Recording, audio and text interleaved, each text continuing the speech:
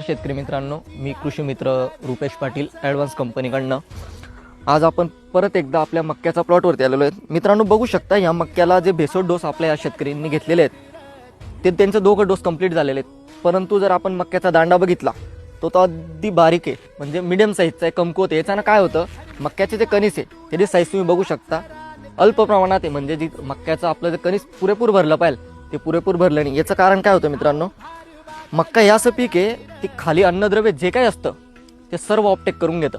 म्हणजे आपण जर गावरान भाषेत म्हणायचं गेलं तर ते खादाड पीक आहे. मग मी ॲडव्हान्स कंपनीकडनं तुम्हाला एक प्रोडक्ट सजेस्ट करणार आहे आज, की ते आपलं लिक्विड NPK आहे.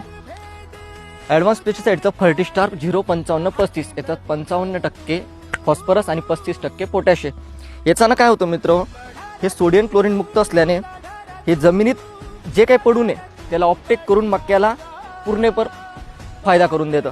याच्यानं असं होईल की तुमचे मक्याचे जे कणस आहेत ते खालच्या देठापर्यंत वरच्या देठापर्यंत, खालच्या देठापासून तर वरच्या देठापर्यंत पुरेपूर दाणे भरले जातील.